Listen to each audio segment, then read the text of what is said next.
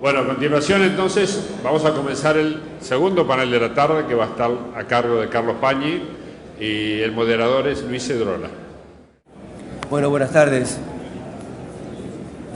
Vamos a comenzar el panel Argentina después del Bicentenario, los liderazgos de la transición. Durante gran parte del día hablamos sobre Argentina, un país que durante muchos años está entre la frustración y la esperanza. Diego Botana nos hablaba de la democracia sustantiva. El doctor Botana nos hablaba también de líderes de ruptura en lugar de líderes fundacionales y líderes nacionales, y también habló de liderazgos, líderes para la reestructuración. Martín nos comentaba que como parte de empresarios jóvenes comprometidos con el país, quiero pedirle nuestro apoyo a la generación de empresarios que nos precede para avanzar juntos en este apasionante desafío de hacer entre todos un país mejor. Hay una transición que liderar, y la idea de este panel es hablar sobre esos liderazgos. Invitamos a Carlos Pagni. Carlos Pagni es profesor en Historia de la Universidad Nacional de Mar del Plata, columnista político del diario La Nación de Buenos Aires. Se desempeñó como profesor adjunto e investigador de la Universidad Nacional de Mar del Plata y como investigador de la Universidad de Buenos Aires. Entre 1990 y 2007 ha sido columnista del diario Ámbito Financiero, condecorado con la Orden de Río Branco del Gobierno de Brasil y premio de la Fundación Conex 2007 por análisis político escrito.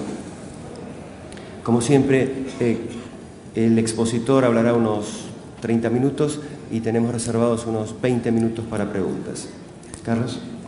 Bueno, lo primero que tengo que decir es gracias a ACDE por permitirme participar en este encuentro, que siempre es tan enriquecedor y donde no hay realmente momento en que uno no esté aprendiendo algo o inspirándose para reflexionar algo. Y realmente, un poco en broma, un poco en serio, recién comentábamos con Luis la dificultad de subir al tren, a este tren, en este momento, con los antecedentes que ha habido a lo largo del día, por lo cual vamos a hacer el esfuerzo de que no caiga demasiado el nivel de lo que vivimos viviendo. El tema es liderazgo y transición, y a mí se me ocurrió que podíamos arrancar cediéndole la palabra a alguien que tal vez formuló una de las grandes páginas que se escribieron en la Argentina acerca de liderazgo y transición, que dice así: sombra terrible de Facundo, voy a evocarte, para que sacudiendo el ensangrentado polvo que cumbre tus cenizas, te levantes a explicarnos la vida secreta y las convulsiones internas que desgarran las entrañas de un noble pueblo. Tú posees el secreto, revélanoslo.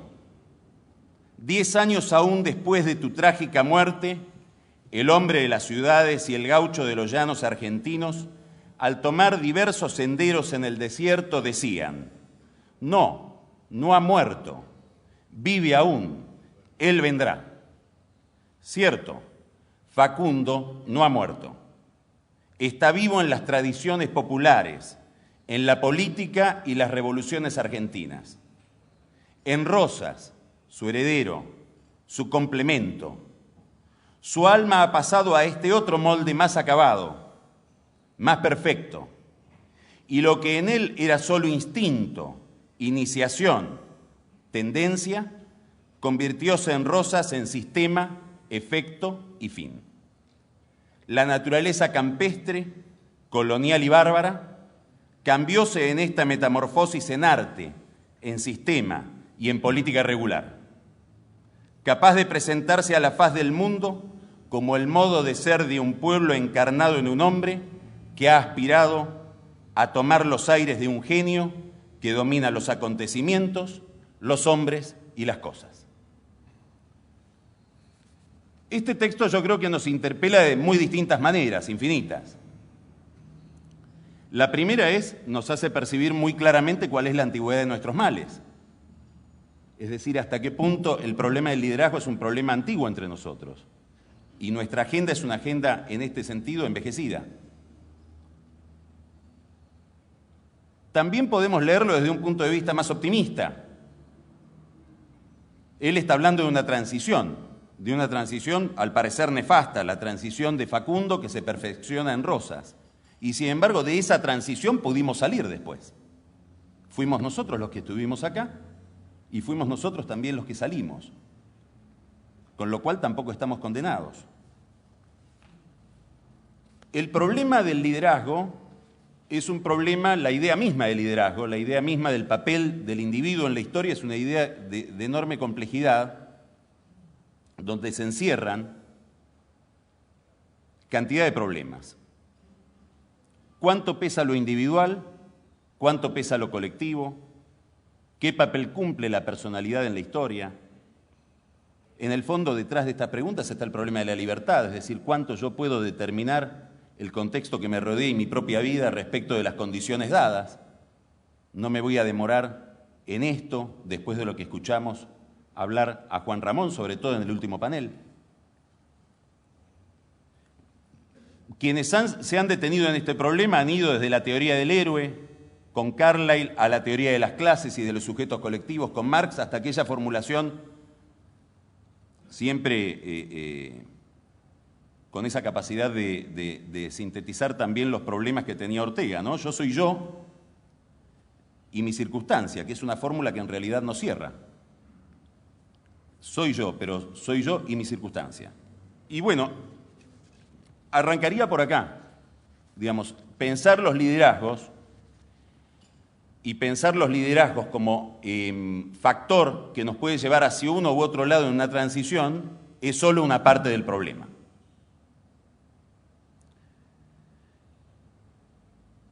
Me gustaría hacer 2 o 3 observaciones sobre la situación en la que estamos y cuáles son después los desafíos que tenemos respecto de este problema.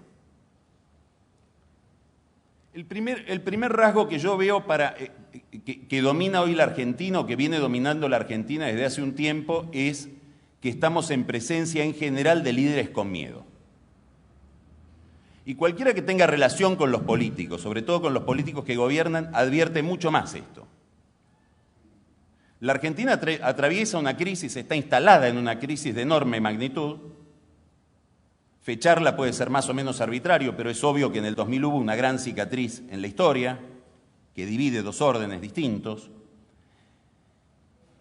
Y eso implica que gran parte de nuestros líderes provienen o emergieron en una situación de convulsión. Digamos, son los hijos de un proceso cuya cifra era que se vayan todos. Son liderazgos, por lo tanto, muy problemáticos porque nacen de un ciclo de convulsión, de movilización pública que a veces se vuelve incomprensible, que arranca silenciosamente, si hubiera que ponerle un momento inquietante, en la elección de octubre de 2001, en esa enorme masa de abstención que anticipaba los cacerolazos, después los cacerolazos, las caídas de varios gobiernos, y después 2 o 3 movilizaciones misteriosas de la gente que sale a la calle a poner como si fuera operísticamente su drama en exposición en la esfera pública, desde el conflicto con el campo, pasando por la apoteosis, extraña apoteosis de Alfonsín, hasta este festejo inesperado para muchos del Bicentenario. Todo este ciclo de movilización pública, a mi juicio, tiene una consecuencia importante, relevante en relación con los líderes, que es que ha vuelto a la sociedad, ante la mirada de los líderes, como una especie de animal imprevisible, misterioso, difícil de ser desentrañado. Y esto me parece que genera una tentación, y es una tentación que hemos visto en funcionamiento durante todos estos años, que es darle a ese misterio, a esa sociedad que se enloqueció, la respuesta tal vez más inadecuada, que es una respuesta demagógica. Es decir, tratemos de ver qué hay ahí, tratemos de desentrañarlo con encuestas, hagamos marketing y calmemos al Rottweiler, que está amenazando todo el tiempo con mandarme a mi casa. Creo que muchas cosas de las que sucedieron en estos años se explican por este juego, por esta dinámica, de un gobierno que quiere saber de qué se trata, al revés de lo que pasó en el 25 de mayo, donde era el pueblo el que quería saber de qué se trata. No quiero ejemplificarlo con demasiados datos, pero yo diría que toda la política tarifaria de Kirchner, por ejemplo, responde a este problema. Por un liderazgo amenazado, minado, que no puede tomar determinados riesgos, no puede pagar determinados costos y le da a los problemas una respuesta demagógica que es postergar su solución. Por supuesto, esto significa muchas cosas, significa, hoy lo dijo de manera brillante Perellana a la mañana, significa el reino de una especie de presente eterno donde la sociedad carece de futuro porque los líderes en esta situación se ven muy dificultados para plantearle objetivos de futuro. Y significa algo que me parece que está en el corazón de lo que viene hablando no solamente hoy, sino durante todo este tiempo Natalio Botana, que está acá, que es una especie de pesimismo respecto de la voluntad política, que es lo que retrae la actividad de los partidos y la confianza de los partidos. La idea de que debo suscribir un marketing, debo suscribir un consenso generado, un consenso que ya está en la gente, y barrenar sobre esa ola. Yo no sé si a eso se le puede llamar liderazgo, pero cuando uno habla con muchos políticos, prestigiosos, expectables, descubre con el tiempo que finalmente la gran pregunta que se están haciendo es cómo voy a caer parado en una escena que se va a crear y no cuál es la escena que yo con mi voluntad podría contribuir a formular. Y me parece que esto es signo de una dirigencia que está atemorizada frente al curso que toma la sociedad y decidió subordinarse a la inercia de la historia. Esto va a tener consecuencias de las que después voy a tratar de consignar algunos detalles, pero en principio diría que una de las principales es que la dirigencia empieza a tener una especie de reflejo defensivo, empieza a pensar mecanismos para defenderse de la sociedad, empieza a tratar de ir contra la sociedad, cooptándola, generando una sociedad aparte, generó otra prensa, otro empresariado, un mundo donde todo me cierra mejor y me puedo meter adentro sin sufrir y sin tener demasiados desafíos, y de ser una élite dirigente se va transformando de a poco en una élite dominante, que es algo muy distinto. Este es uno de los problemas que nos genera la política hoy a los argentinos. Y creo que es parte de este ciclo convulsivo en el que comenzó esta crisis. El segundo rasgo que me gustaría detallar es que estamos en presencia, sobre todo en la política, de una cantidad de líderes solitarios. Son como mónadas. Si hay un rasgo, y voy a subrayar lo que dijo hoy a la mañana el doctor Botana, si hay un rasgo que caracteriza la crisis argentina es la pulverización de los partidos. Nosotros nos hemos acostumbrado a esto como si la crisis se estuviera volviendo crónica.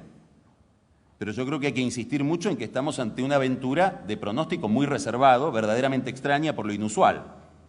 Son muy pocas sociedades las que funcionan y tramitan el poder sin partidos políticos. Y esto es muy importante porque así como decimos habitualmente que la función hace al órgano, en este caso el órgano hace a la función. La política está hecha con una materia difícil, que es el deseo, la voluntad de poder, el interés. Y es muy distinto lo que sucede en una sociedad si ese interés y ese deseo, si eso que me quiero llevar, lo tengo que tramitar dentro de un entramado institucional a que si debo hacerlo fuera de un entramado institucional. el entramado institucional que ofrecen los partidos para la gestión de la política impone determinadas destrezas, determinadas habilidades que la sociedad argentina y la dirigencia política argentina ha perdido por la ausencia de partidos. La negociación, la mediación, la argumentación, el pacto. Esas son funciones que están estimuladas en una sociedad que organiza su política y que se ven desalentadas cuando la política transcurre sin un nivel de organización mínima que le ofrecen los partidos políticos. Esta ausencia de negociación, esta ausencia de argumentación, esta ausencia de mediación se refuerza como una especie de relación dialéctica con el estado convulsivo de la sociedad. Quien quiere a alguien ya no tiene no encuentra ningún intermedio entre su deseo y el objeto de su deseo, sino que toma lo que quiere. Toma el colegio, toma la plaza, toma la ruta, toma la calle. Y esto es producto, aunque no lo veamos de manera física directa, de una política que se realiza sin partidos y que ha confiado la gestión del poder a líderes individuales. Pero esto está sobredeterminado entre nosotros, porque no solamente hemos sustituido a los partidos por líderes individuales, sino que hemos ido a buscar esos líderes, en la mayoría de los casos fuera de la política, a las carreras de lancha, a las carreras de autos, a las empresas, a los clubes de fútbol. Como si hubiera, y esto es un viejo prejuicio autoritario de la sociedad argentina que encarnó sucesivamente en distintos golpes militares hasta que esa experiencia fracasó, como si hubiera una racionalidad encontrable, hallable, en alguna profesión, en otra época era en la profesión militar, que pudiera venirnos a salvar de las deficiencias que encontramos en la política. Y a medida que probamos meter ese cassette en ese hueco, en esa ranura, vemos que no entra. Esto tiene consecuencias muy importantes. Esta forma que estamos teniendo, a la que hemos llegado, de convertir a la política en una especie de desfile de modelos, donde hay que mirar todos los días la encuesta para saber qué va a pasar y cómo está cada uno, tiene a mi juicio dos derivaciones inquietantes frente a las cuales estamos todos los días. La primera es la enorme incapacidad de muchos de nuestros líderes políticos para formular un proyecto colectivo. Y creo que esto es un problema que amenaza severamente al liderazgo político en la Argentina. Si ustedes tomaran las declaraciones de los principales líderes políticos de la Argentina desde el 28 de junio hasta la fecha, inclusive los que más posibilidades tienen de acceder a la presidencia en el 2011, van a ver que la colección de declaraciones está referida en el 90% de los casos a contarnos qué quieren ser cuando sean grandes. Quiero ser presidente, quiero ser gobernador, no puedo, con aquel me aliaría, con el otro no, estoy desentusiasmado, me largo el año que viene, déjame después del Mundial. Me parece fantástico porque muchos de ellos son muy agradables, dan ganas de que le vayan bien y de que lleguen. Pero no nos podemos engañar. Ese discurso no cifra un proyecto político, cifra un proyecto biográfico. Y puede haber un cardumen detrás que lo siga pensando que además si le va bien, me va bien a mí. Pero esto no estructura la política. El otro problema que supone esta confianza excesiva en el liderazgo individual y esta desconfianza en la política organizada es que la política perdió una de sus dimensiones principales no respecto del conjunto de la sociedad solamente, sino en su gestión interna. Allí donde se realiza la política pura, que es en la intimidad de los partidos, se ha perdido la función del magisterio. Si algo descubre hoy en los principales líderes electorales de la Argentina, quien observa la política y los observa funcionar, es que no han tenido maestros, que están aprendiendo con nosotros, ahora. Y esto introduce, esta falta de magisterio, esta pérdida de esa función, una extraordinaria ruptura con el pasado. La fantasía de una especie de comienzo absoluto, como si la fantasía de que se iban a ir todos en algún momento se pudiera cumplir.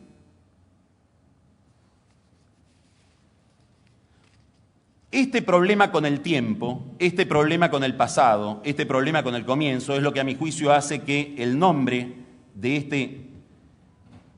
este párrafo al que estamos convocados en este momento aquí en el encuentro de ACDE tenga un significado interesante.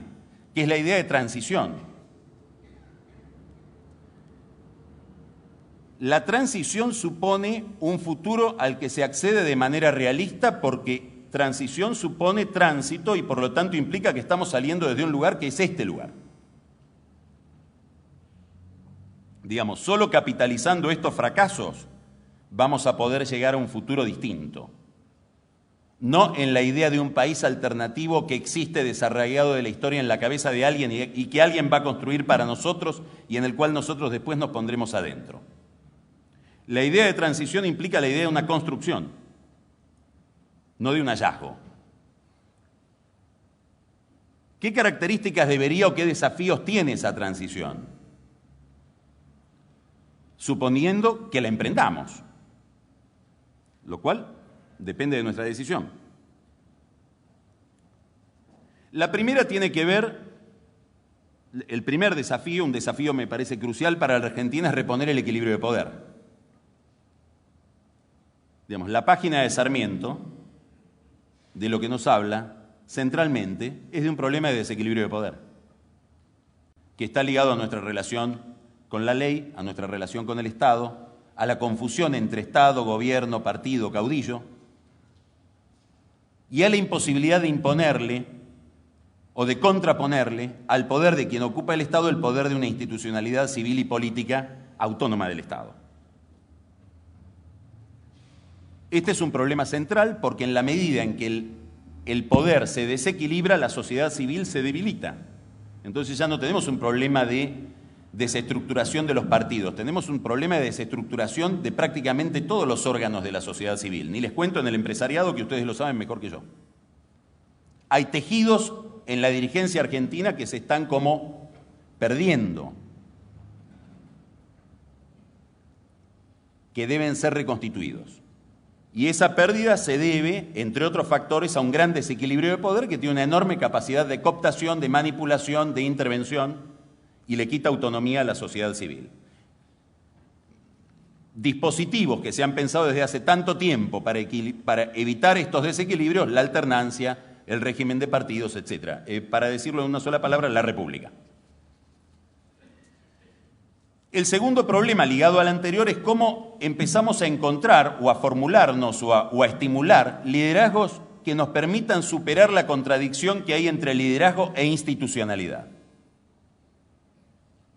El liderazgo en la Argentina ha sido por tradición, y nos encontramos hoy, más allá de la modernidad del fenómeno, del marketing, de la televisión, del Twitter, que siguen siendo, aún en su contextura posmoderna, liderazgos caudillescos. Liderazgos que no tienen que discutir sus ideas ni su voluntad con nadie. Curiosamente, son todos liderazgos con una enorme dificultad para generar una sucesión y para darle sustentabilidad institucional a lo que sería su convocatoria y el consenso que genera alrededor de sus figuras. Acá yo creo que nosotros que pertenecemos a una tradición tan rica como la tradición judeocristiana, ahí hay una figura que nos interpela desde el fondo de la historia, que es la figura de Moisés, que era a la vez el líder que sacó al pueblo de la esclavitud y es a la vez el que dotó al pueblo de las tablas de la ley. Las dos cosas. Mientras que nosotros tenemos una contradicción entre el líder y las tablas de la ley. Y el líder interpreta que es más líder en la medida en que puede vulnerar las tablas de la ley y ponerse por encima de ellas.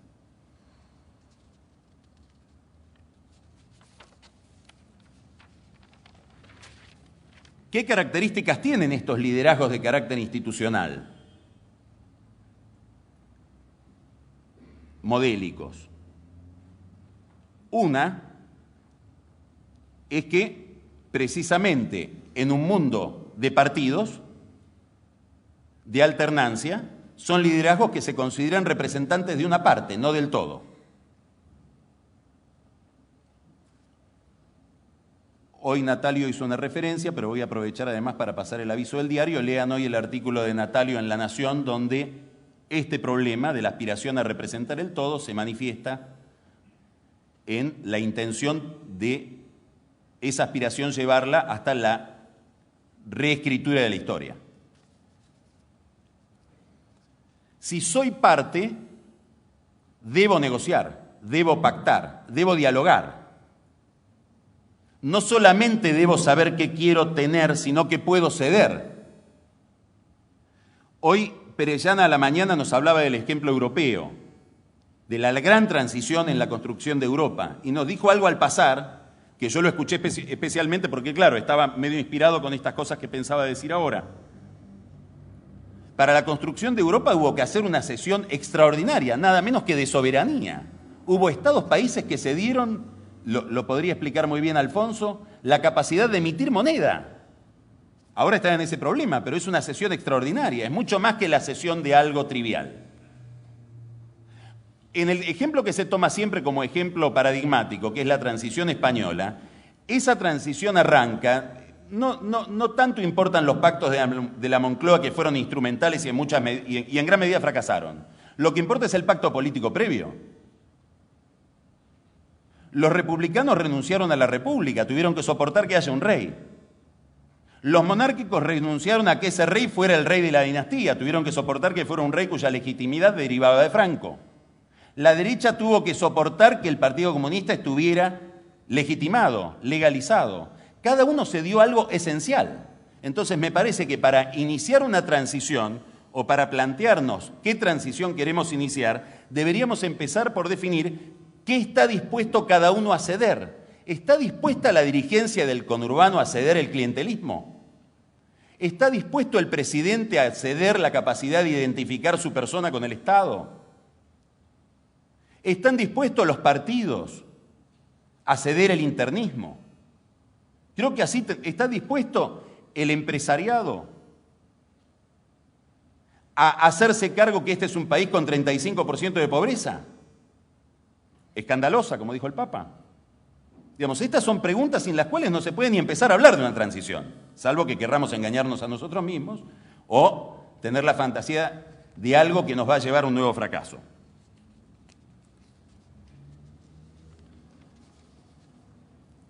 El otro tema que caracteriza, a mi juicio, la emergencia de liderazgos institucionales tiene que ver con algo muy concreto, que es la capacitación del líder. El texto que leí de Sarmiento, como tantos otros, nos hablan de una Argentina que estaba buscando una transición que después se inició. Una de las piedras fundamentales de esa transición es que fue iniciada por gente que estaba mirando cómo era el mundo. ¿Podrían no haberlo visto? Mirar el mundo es una tarea deliberada, no es una tarea natural. No es una fatalidad. Podría no haberse enterado Alberdi de que estaba la revolución industrial del otro lado del océano. Como muchos hoy en el gobierno no se enteran de que está China del otro lado del mundo.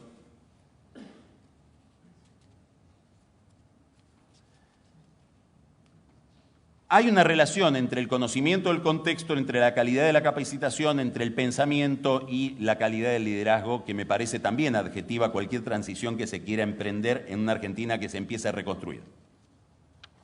Y creo que las empresas en esto pueden aportar muchísimo, porque en la intimidad de las empresas sí se ha dado un salto muy importante de incorporación del conocimiento y sobre todo de racionalización de los procedimientos y de las conductas. Y este puede ser un aporte cultural que le pueden hacer la vida empresarial a la política, sin necesidad de que los empresarios se metan a políticos. Toco rápidamente el tema del empresariado, que es un problema en el liderazgo. Es un problema de liderazgo que tiene la Argentina, el de su empresariado. Me hacía notar Luis, de las 200 empresas que más facturan en la Argentina, 128 son extranjeras. Es decir, están conducidas por gerentes. 58 son locales, 7 son estatales y 7 son asociaciones entre grupos argentinos y capitales internacionales. Esto es un tema muy complejo. Significa muchas cosas. Se podría decir a simple vista, es nuestra forma de inserción en la globalización, que va aparejada a un grado muy grande de extranjerización de nuestro PBI, de nuestra economía. Se podría decir, ¿y qué problema hay? Bueno, es un problema si no tengo un país homologable. Si yo no tengo un país homologable, es un problema internacionalizar mi economía. ¿En dónde se manifiesta ese problema? En esta perversión que ha adquirido la Argentina de estos últimos años, donde si yo soy un empresario, un inversor internacional que vengo a incorporarme a la economía argentina, tengo que tener un empresario local que me traduzca o que haga las cosas que yo no estoy dispuesto a hacer, que conozca el timbre exacto, que sepa qué le gusta al funcionario tal o cual. Lo hemos visto. Tenemos relatos en los diarios todos los días de esta experiencia, que es una dimensión, si ustedes quieren, éticamente muy inquietante de nuestro aislamiento.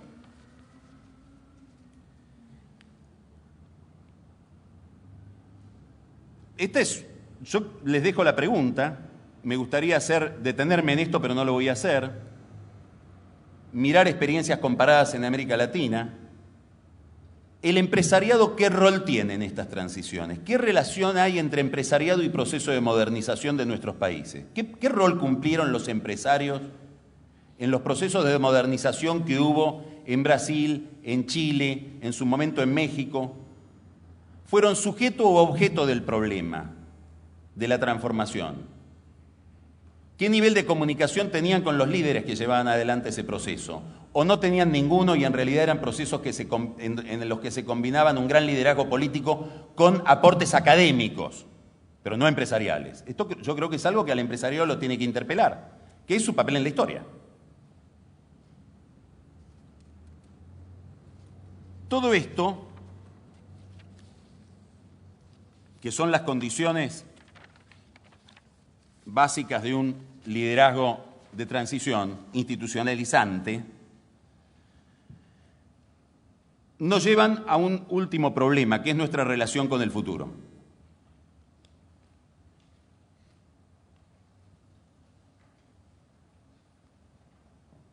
Una de las condiciones del liderazgo es la posibilidad de pensar el futuro. Y esto es una vieja charla que continuamos con Luis Bennaza, la idea de que solamente puedo ceder algo si tengo al futuro como parte de la negociación. Si solo estoy hablando del presente, no hay ningún estímulo a ceder nada. El único estímulo a ceder es si yo, cediendo hoy, entiendo que adquiero un futuro más interesante. En esa relación intertemporal del interés tiene sentido negociar, pactar y ceder. Es eso lo que está en el fondo de la experiencia española que acabo de relatar. No el futuro como lugar de fuga, sino el futuro como lugar de proyección, que nos permita sacarnos y sacar a nuestros líderes de este presente eterno y que nos permita pensar problemas de extraordinaria complejidad que el mundo del marketing y de la encuesta los convierte en no pensables. El conurbano para la dirigencia política argentina hoy es un problema no pensable. La aparición de nuevos delitos es un problema no pensable. La aparición de lógicas mafiosas dentro de la élite es un problema no pensable. Por ir a cuestiones más inmediatas, la gigantesca incógnita energética que pesa sobre la Argentina, que describió hoy a la mañana muy bien Arriazu, es un problema no pensable. Es una agenda que está quedando al margen, es una arruga que vamos estirando hasta que un día se convierte en montaña y no la podemos pasar. Entonces vamos resolviendo esa agenda por colapso. Esto no es un problema solo de los líderes, este es un problema de la sociedad también, es un problema del electorado. Por una extraña razón, la Argentina, a lo largo de su historia contemporánea, desde el 30 para acá, entró cíclicamente, cada 8 o 10 años, en momentos de hartazgo respecto de sus líderes. No estoy hablando de insatisfacción, no es que, bueno, no me gusta, es hora de cambiar, no, es no lo tolero más, no lo puedo ver. Tráeme a cualquiera menos a este. ¿Le suena?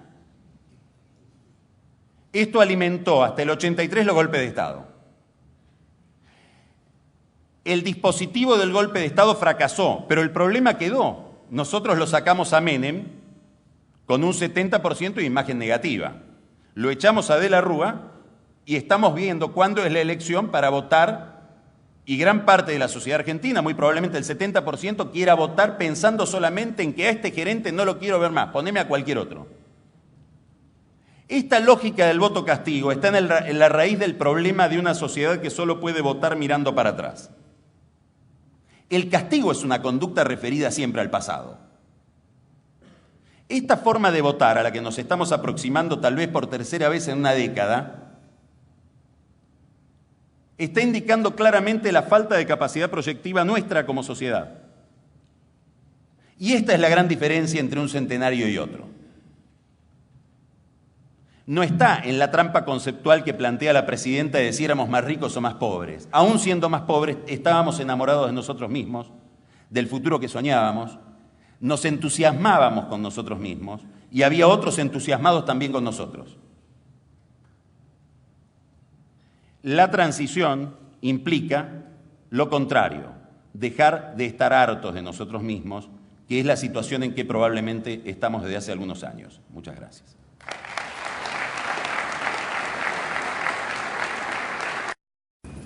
Bueno, vamos a pasar ahora a las preguntas. ¿Ve factible un acuerdo entre sindicatos y empresarios que marque el camino a los políticos sobre qué política llevar adelante? Bueno, me parece que es al revés, ¿no? El orden del carro y el caballo, digamos. De lo que se trata es de reconstruir la autonomía del poder político frente a empresarios, sindicatos, sectores. No creo que desde la visión sectorial y parcial se le pueda indicar al político cuál es el rumbo. Tampoco es la función, ¿eh? Tampoco es la función.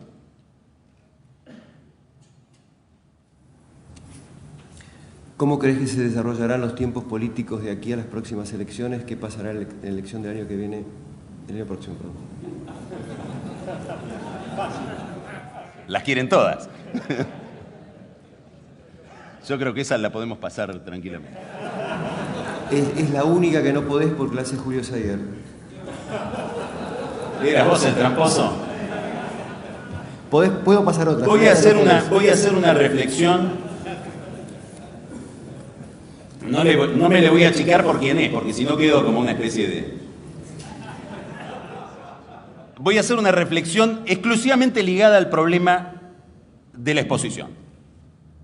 Yo creo que solo en un contexto de pulverización de la política, de falta de sistema político como el que tiene la Argentina, se puede entrar en el espejismo en el que entra hoy la opinión pública y buena parte de la dirigencia de que hay una recuperación extraordinaria del kirchnerismo.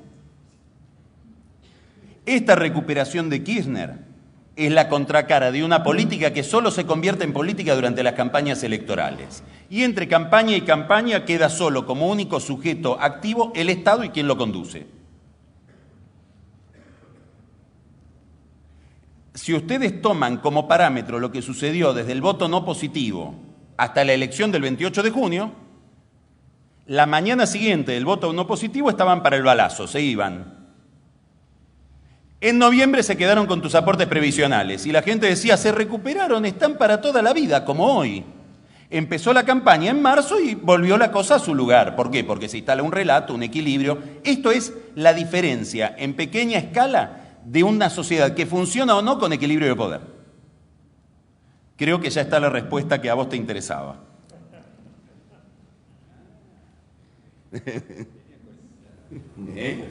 Venía con trampa. ¿No tiene miedo que a la hora de votar el 2011 no se tengan en cuenta los liderazgos que estamos comentando y volvamos a elegir liderazgos caudillescos? Es que yo creo que está muy claro. A ver, no estamos condenados a ser Liberia, tampoco estamos condenados a ser Canadá, es una cuestión de nuestra construcción. Las instituciones se construyen. La experiencia argentina de la segunda mitad del siglo XIX es una experiencia constructiva y para algunos excesivamente constructiva en términos de intervención de la política sobre la realidad y de modelación deliberada de un determinado tipo de país. No es que vino una oleada de bienestar que nos puso en el mercado atlántico y de golpe se edificó un castillo institucional de la nada. Entonces, muy probablemente, a ver, yo lo plantearía al revés. Casi seguro vamos a seguir votando líderes caudillescos, salvo que hagamos otra cosa. Digamos, no encuentro en la inercia actual ningún dato, salvo el esfuerzo cercano a la magia de reconstrucción que están haciendo los radicales, que son Terminator, dejaron ahí en el pasto del 2001 una falange y ahora son como una especie de esqueleto ya. Salvo eso, no veo ninguna lógica que vaya en el sentido de la creación de instituciones en el campo de la política. O sea que si se sigue imponiendo esta inercia, lo más probable es que suceda lo que ahí dan como una alternativa rara estadísticamente. Lo más probable estadísticamente es que votemos otro caudillo, más soft, tal vez menos agresivo, más comunicativo, pero dependemos de las calidades personales y los sistemas se crearon porque desconfiamos de las calidades personales. Tenemos 11 minutos para hablar de la esperanza. Sí. Acá hay una pregunta que es bastante interesante y vas a tener que contestarla, por favor, no preguntes quién, no me obligues a decir quién la hizo. Para ayudar a la transición, ¿cuáles, y pide nombres, son los políticos que deberían ceder su interés electoral?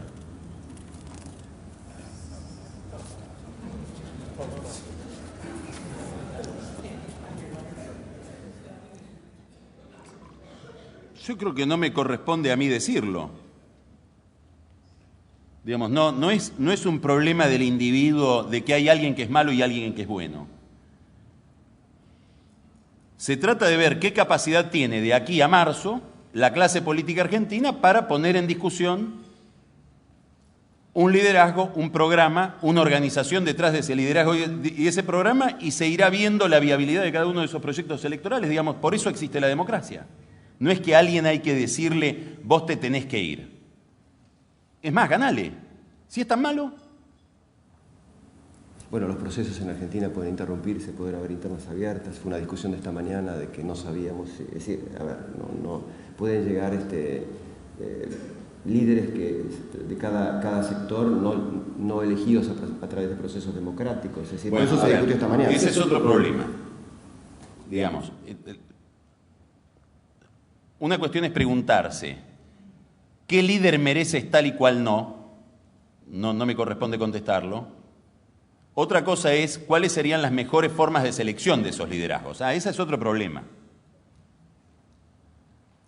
Yo creo que una de las cuestiones técnicas que exhiben una deficiencia importante de la sociedad argentina en la organización de la política es la calidad del sistema electoral. De a poco nos vamos convirtiendo en uno de los países más atrasados de América Latina en ese sentido. Para arrancar, sigue estando en manos del Ministerio del Interior, que además, desde que hay reelección, es más participante todavía del juego. Quien haya votado en junio pasado, el 28 de junio pasado, en San Isidro, tenía que entrar a un cuarto oscuro donde había 55 opciones de concejales. Que además físicamente hay que combinarlas con la de diputado, cortar la boleta. Bueno, eso en Aldo Bonzi a las 7 de la tarde, el fraude es casi un objetivo, no un accidente. ¿Ustedes saben cuándo terminó el escrutinio de esa elección? En diciembre.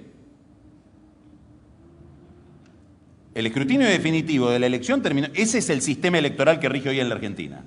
Con candidatos elegidos, ahí es cierto, elegidos en una pieza, por 1 o 2 personas. Bueno, si esa es la matriz de nuestra clase política, ¿por qué vamos a esperar buen gobierno? Si arrancamos ya con una maquinaria, con una cocina que es muy deficiente.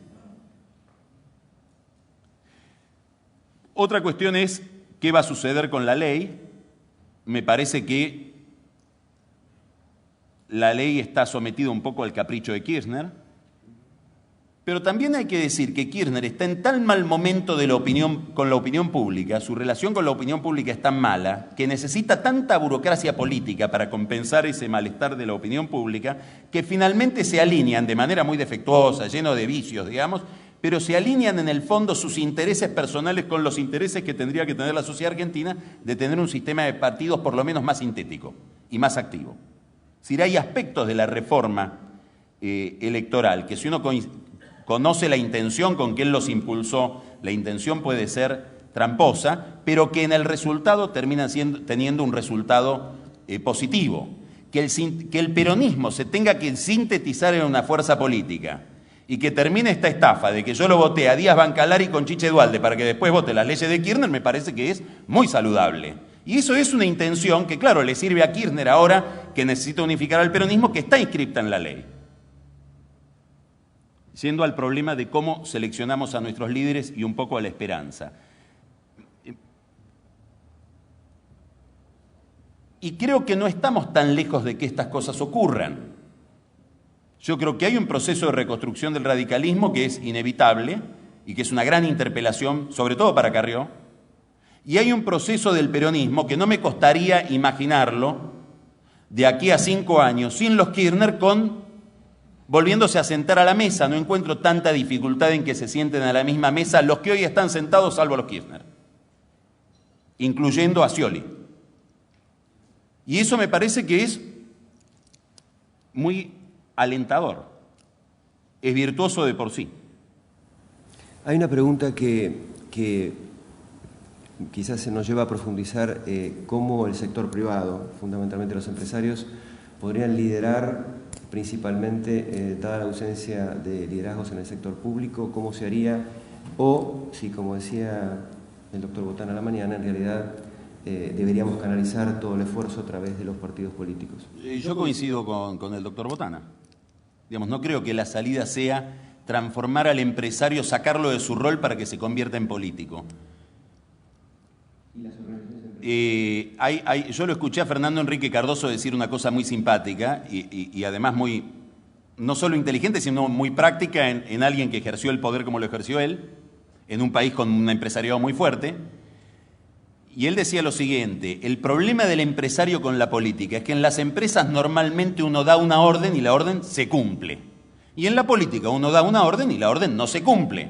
La política funciona por inercia, no por el reflejo de la voluntad inmediato en un hecho.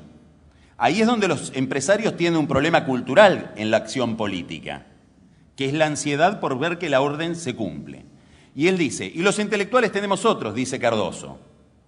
La propensión del intelectual cuando tiene una idea es ir corriendo a publicarla. La propensión del político cuando tiene una idea es ir corriendo a que el otro crea que la tuvo él. Entonces hay culturas, no es tan fácil, por eso insisto en algo, suscribiendo lo que dijo Natalio Botana hoy a la mañana. Yo no creo que haya racionalidades que podamos ir a verlas en otra profesión que van a ser superiores a las de la política. Lo decía Borges. En los últimos años de su vida decía, ¿por qué un gobierno de militares? ¿Por qué no un gobierno de buzos?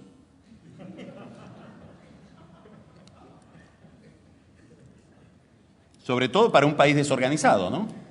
Eso no quiere decir que no haya un efecto virtuoso de la actividad pública del empresariado, es otra cuestión, que tiene que ver con la capacidad de conectarse, con la creación de institucionalidad civil, con que haya grandes instituciones empresariales y que se expresen sobre sus temas de interés. Y que si hay una política energética equivocada, la Unión Industrial puede decir que esa política energética es equivocada. Que lo diga y que tenga la autoridad para decirlo. Ahora, para tener esa autoridad, la riqueza no debe ser sospechosa. Es decir, no puedo, a veces no lo digo porque me sacan una tarjeta amarilla inmediatamente, eso es un problema también. Pero digamos, el gran aporte del empresariado es ser empresariado. Yo entiendo que puedo ser un poco desalentador, pero yo no sé si el empresariado argentino es suficientemente empresariado como para convertirse además en dotador de virtud para los partidos políticos. Me parece que ya con ser empresariado tiene toda una tarea por delante, como grupo, como entramado humano. Alguna vez también hablamos de la posibilidad de financiar las ideas, ¿no? Think tanks, fundamentalmente. Bueno, sí, por supuesto, por supuesto, por supuesto. Yo hablaba más bien en esta transferencia de meter a los empresarios en política, que los agricultores se hagan diputados.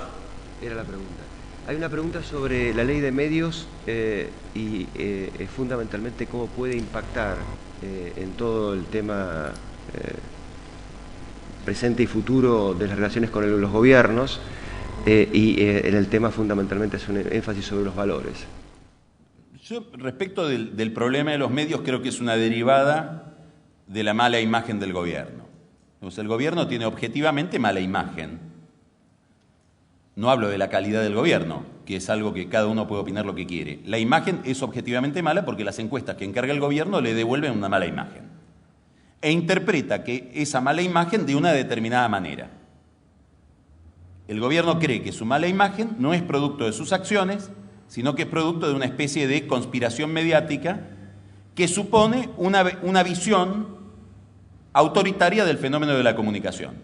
Es decir, el gobierno, toda su construcción respecto de los medios supone que la comunicación es un fenómeno unidireccional, donde hay un emisor y una masa de sentido común, que es la audiencia, que escucha a ese emisor y capta un mensaje y reacciona en consecuencia haciendo lo que ese mensaje induce. Bueno, además de atrasar a 60 años, esa teoría no es cierta y que es cada vez menos cierta en la medida en que se multiplican las fuentes de información y en que se multiplican las formas de interacción entre los individuos. Ahora, si esa fuera la verdad, lo que yo debo hacer, si hubiera ese gran hermano y una masa de gente que lo escuche y responde a sus órdenes, lo que debo hacer si tengo mala imagen es desplazarlo, en todo caso fragmentarlo y ocupar su lugar, que es lo que está tratando de hacer el gobierno torpemente y, a mi juicio, con pésimos resultados para los intereses del propio gobierno. Digamos, me parece que toda esta embestida que ha iniciado hasta ahora lo está dañando enormemente, enormemente. Últimas dos preguntas. Una se refiere a clientelismo y cómo quienes son receptores del clientelismo pueden pensar en el futuro y no privilegiar un presente eterno, y el rol de los sindicatos y el financiamiento a través de las obras sociales, de los sindicatos y la política. La pregunta es fundamentalmente... Sí,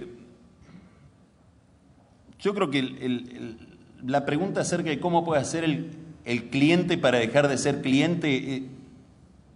Yo creo que el clientelismo visto desde el lado del cliente es una estrategia de supervivencia. Es su estrategia para relacionarse con el sistema.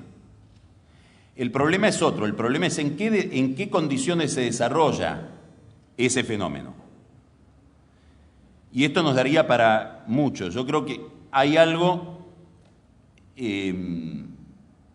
voy a volver a citar a Cardoso.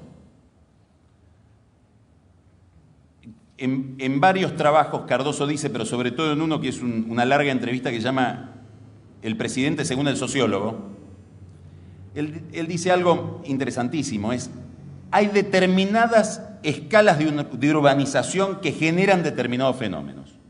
Digamos, el conurbano bonaerense, el Gran San Pablo, el DF, han llegado a niveles semejantes de urbanización, y sobre todo cuando esa urbanización se convierte además en el escenario de un proceso de desindustrialización, para las cuales no fueron pensadas las instituciones que nos dimos los seres humanos para convivir en los últimos 200 años. Entonces ahí hay un problema. Por eso decía hoy, es un problema, a mi juicio hoy, para el estado actual de la conciencia crítica de la dirigencia política argentina, hasta ahora no pensable. Este problema requiere de un gran acuerdo, de un gran proyecto. Entonces, el clientelismo es un adjetivo de este problema. En ese lugar, la política y la política en tanto política y en tanto prestaciones del Estado no tiene otro destino que deslegitimarse. Ahí hay nuevos delitos, hay formas de exclusión cada vez más complejas. Digamos, ahí la política no puede prosperar. Tenemos que pensar ese problema. Y en la Argentina hay una conurbanización, y creo que históricamente estamos asistiendo, desde el 2001 para acá, a la toma del Estado Nacional por parte de quienes representan ese sistema. Eso ha sido el dualdismo y eso es el kirchnerismo, en detrimento de lo que podría ser una alianza de provincias aliada al Estado Nacional, que ha sido el régimen en que funcionó tanto tiempo la Argentina. Y este es un tema. Digamos, si yo me tuviera que hacer dos preguntas hoy en la Argentina respecto de la transición, es qué nivel tengo de reconstrucción de los partidos políticos y qué vinculación tiene con ese entramado tan opaco el nuevo sistema de poder, si proviene o no de ese lugar. Lo que estamos viendo hoy, las retenciones son un mecanismo por el cual yo tomo dinero del sector más dinámico de la economía para volcarlo en forma de subsidios en ese entramado, sin preocuparme por las condiciones en que ese dinero después se tramita. Bueno, este es un gran problema. Si uno quisiera pensar la transición de la Argentina a partir del 2011, el tema de la reconstrucción de los partidos y el problema de qué alianza política, en qué segmento de la sociedad y de la economía se va a cifrar el nuevo proyecto de poder, me parece que son dos temas de máxima importancia. Hay una pregunta que está ligada al cumplimiento de la ley y también quería hacer una referencia sobre algo que se habló también esta mañana, que es las coaliciones electorales, las coaliciones de gobierno y los pactos de gobernabilidad. Entonces, ¿cómo ves vos el tema del cumplimiento de la ley por parte de todos los argentinos a partir de determinado momento? ¿Y cómo ves vos también la probabilidad de que líderes que piensan distinto logren acuerdos electorales, no solamente pactos electorales, sino que logren acuerdos de gobernabilidad? Bueno, insisto en algo que ya mencioné antes. Yo creo que esas dos cuestiones que tienen que ver con vicios muy antiguos nuestros, sobre todo con la confusión entre lo público y lo privado, tienen que ver básicamente con la posibilidad que tenga la dirigencia argentina, la dirigencia social argentina y más específicamente la dirigencia política. Tal vez los medios tenemos mucha responsabilidad también en eso, quienes ejercemos algún trabajo que tiene que ver con la opinión pública, de formular un horizonte de futuro. Digamos, el problema de cómo llegar a un acuerdo en el cual cada sector cede algo, insisto, tiene que ver con cuál es el negocio futuro en el que yo inscribo esa pérdida. Vuelvo a la idea de que la larga transición que se inicia a mediados del siglo XIX en la Argentina estuvo basada en una visión del mundo. Soy optimista porque me parece que la Argentina puede de nuevo insertarse en una especie de globalización amigable. Hay ideas que prosperaron en la Argentina entre los años 30 y los años 90 y que ahora tienen alguna restauración paródica, que en aquel momento, dado la escena internacional en la que se movía la Argentina, podían tener algún tipo de verosimilitud, pero hoy ya es mucho más fácil refutarlas. La idea de un país competitivo, abierto al mundo, integrado a una globalización. Estas son las características con las cuales mejor le fue a la Argentina en su historia. Ahora, para eso hay que mirar. Es una función principal. El otro día leía que la hominización, es decir, el surgimiento del hombre en el tránsito evolutivo, se produjo en África y hubo un momento en que esos primates mayores que tienen más del 90% de coincidencia con nuestro genoma, unos murieron y otros sobrevivieron. ¿Y cuál es la razón por la cual unos murieron y otros sobrevivieron? Estos ultra antepasados nuestros, que aparentemente algunos de estos monos estaban dotados de un sistema muscular en la nuca que les permitía levantar la cabeza y ver. Y al ver, veían lo que podían comer, pero sobre todo veían las amenazas que podían sufrir. El hombre es hijo de ese gesto, de poder levantar la cabeza. Bueno, agradecemos a Carlos su exposición.